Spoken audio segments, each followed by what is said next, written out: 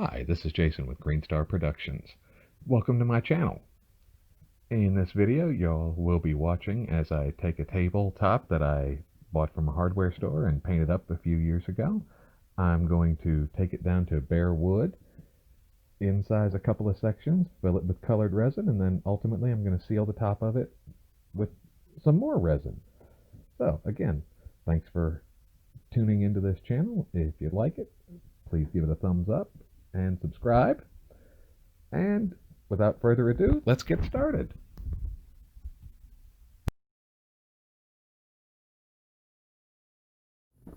All right, here I've taken the table outside and I'm using a regular trim router for this section. Now, at this point, I'm just going over the sections that I wanted to carry over from the old design. Mostly it was just a center trefoil pattern and a couple of the arcs from the bigger circles outside. Now, as you can see, I had at one point attached this tabletop to an old high chair that I had just taken the legs off of, since I didn't have access to any other legs at the time.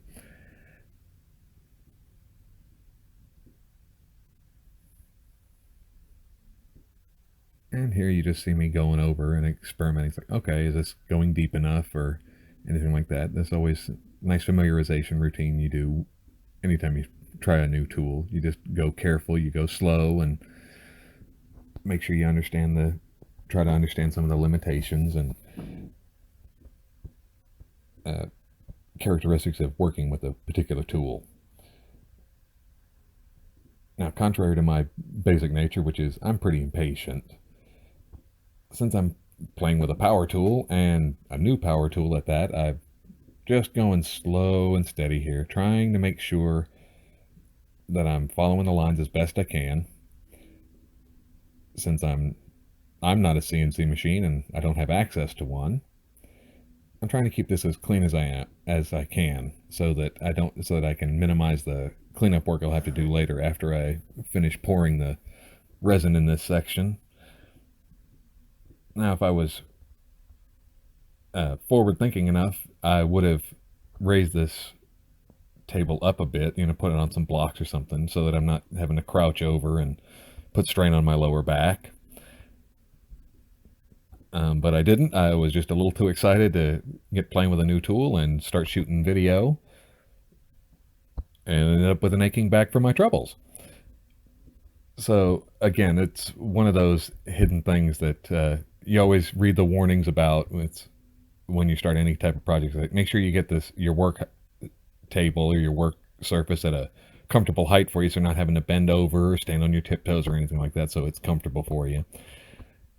And as most people do, I decided to skip it this time and paid the price for it later.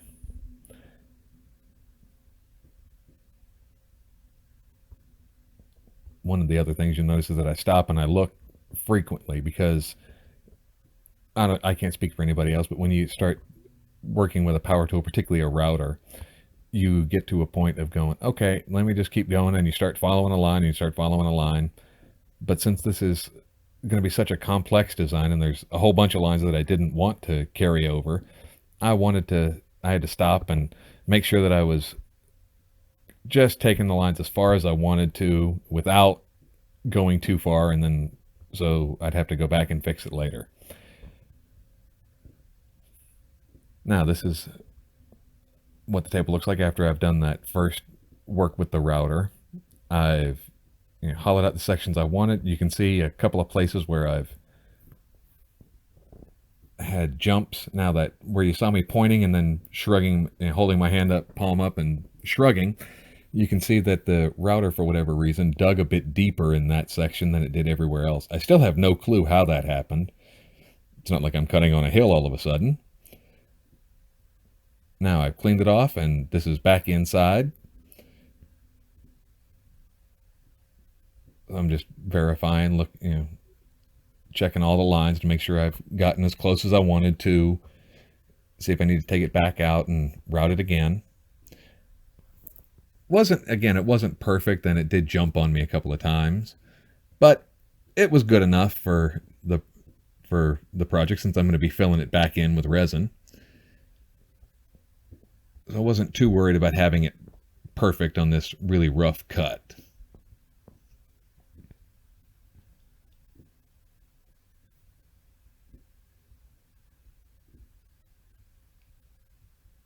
And again, not being a woodworker by trade and a whole bunch of the professional tools and all that, it came out a little rough, but these are the things you learn. Now this is a close-up. I'm pouring a just regular Alumilite resin that I've poured in green mica powder. This is just an emerald green. I just like the way it looks. And you can kind of see at the top that I'm going to other sections. I'm not just pouring it into the middle and letting it all flow out from there. I'm attacking this from multiple directions. And if you pay real close attention, you can see that there's a gnat that had gotten trapped in the resin. Now, I didn't notice it when I was initially shooting the video, but when I went back and checked it later, I found the bug and got him out. Just so neat watching this close up. You can watch all the different flows because there's different densities of where the mica has been suspended in the resin, and you can just watch it all flowing out. It's almost hypnotic in a way, isn't it? Or kind of like watching pictures of blood flowing through a blood vessel and when you see them in a microscope. So after this, I just pour the rest of the resin in, got it up to level, and got it as close to the top of the routing out marks as I could. Let it set overnight, to harden up. And then I'm going to take it outside and I'm going to level it off with a sander.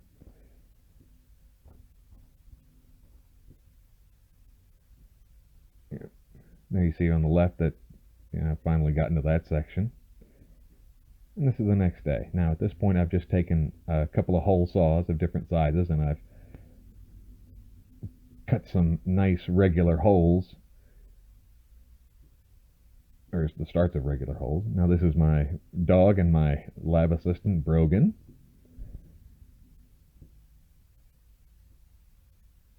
And here I'm just pointing out where I've dug the holes in with hole saws. And I go back and I just this is a Porter Cable Restorer, and it's the first time I'm using this tool. This is basically just a regular drum sander.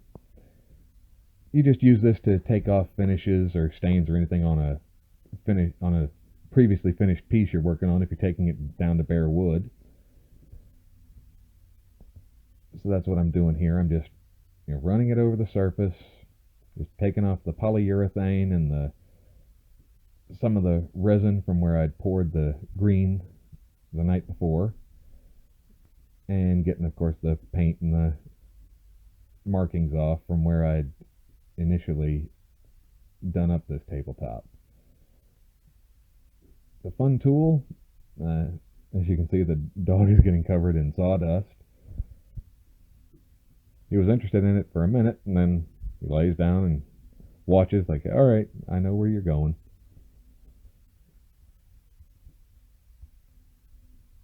And then gets interested in something else and wanders off. Now, anytime you're working with a previously finished piece, particularly when you're using a new tool, you again, doing it slow, and learning what the capabilities of the tool are.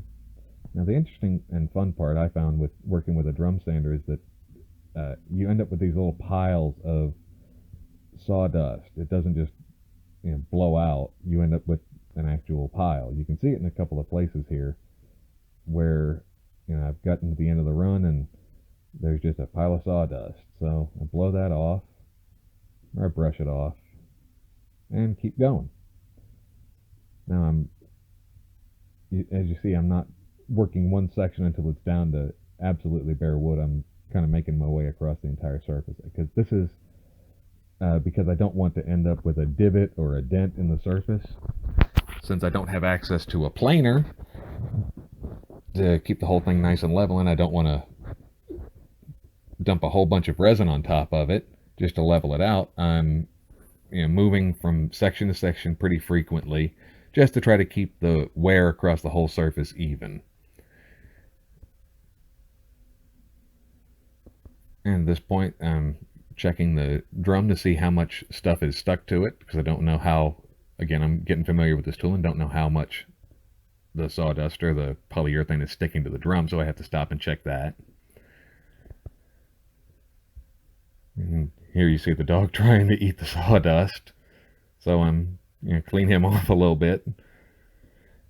Now I tried keeping him inside initially, but he just threw such a fit that I just decided to let him out and keep an eye on him. If he got too close, I'd shoo him away. And this is the common challenge for anybody that works at home that has pets or small children. And you have to keep an eye on what they're doing. You can't just fall into the zone of working on the project. You have to stop and check, make sure everybody's okay and not bleeding. Alright, now here's what it looks like after I've used the Restorer on the whole surface. You can see there's a couple of spots that are left, but I'm not too worried about it at this point, again, because I'm going to go back and sand this a couple more times, so it doesn't have to be absolutely perfect.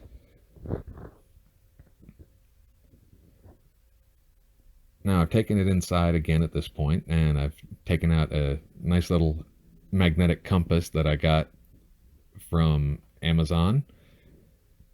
It has these two little magnetic rulers on it, one for funny shaped and squiggles, and one that's just a regular straight ruler. These things are wonderful to use because they've got, you can kind of see it on the tall one there that I've just put the straight one on, and you get a close-up here of, it's got the different angles, so you can use this to draw all sorts of geometric shapes to whatever angles you need. And it cost me about 15 bucks, and it's been worth it so far. Not just on this project, but on a number of others I've done. Alright, here I've marked out, with the aid of the compass and a couple of really long straight edges, I've done some arcs and circles. I've circled some bits and decided where I wanted to redo resin in some parts of it. Now I've marked this whole thing out. Now I'm going to go back and decide which sections I'm going to keep. And as you see here, the sections I've decided to keep are done in just a regular Sharpie. And I've gone through and I've erased most of the pencil marks from where I'd drawn it initially. Because the Sharpie sections are what I'm keeping. You can see I've had a couple of mistakes there.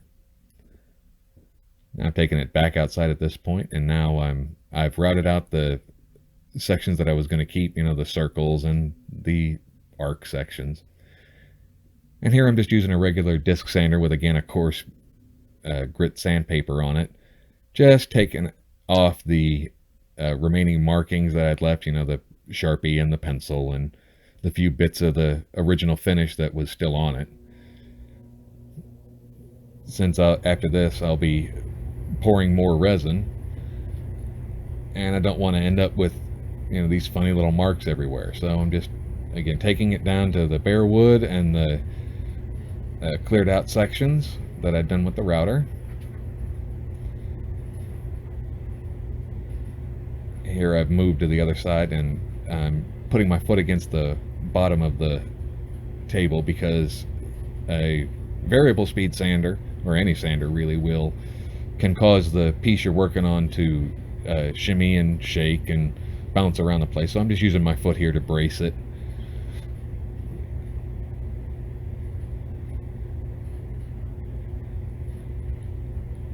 And again, working in work a section for a little while, and then I move and I take another little section away, and then I move, and just do that the whole way around so I can avoid digging a divot into the top or anything like that.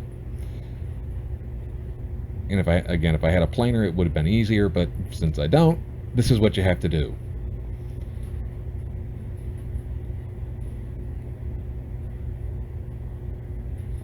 Nice, and here comes the assistant following me as I go inside to grab another tool.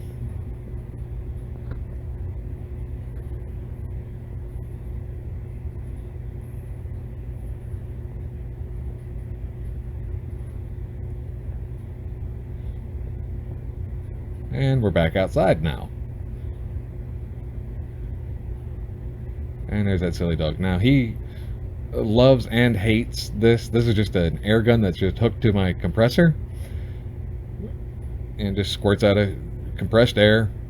Use it to clean off and clean out any pieces you're working on, or you can even use it to dust, which is how I've used it most.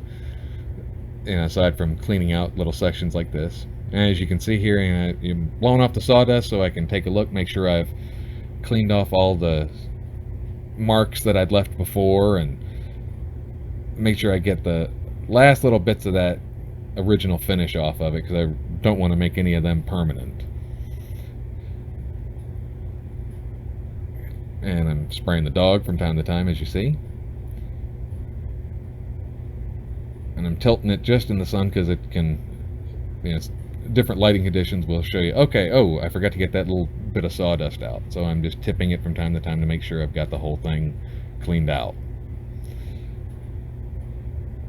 And here I've taken it back inside again, and I've marked each of the sections. Just since this is such a complicated and multicolored pour, I've marked the different circles and arcs with what colors I want to fill it with, different colors of resin. Anything that's, you see the AU, that's where I'm going to put the gold. The BG is for a blue-green color shift powder I'll be using.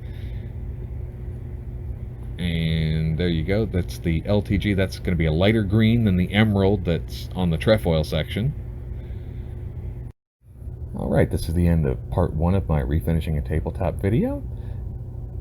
I hope you all had a good time and enjoyed watching this. I hope you hit the like button if you enjoyed it. I hope you subscribed.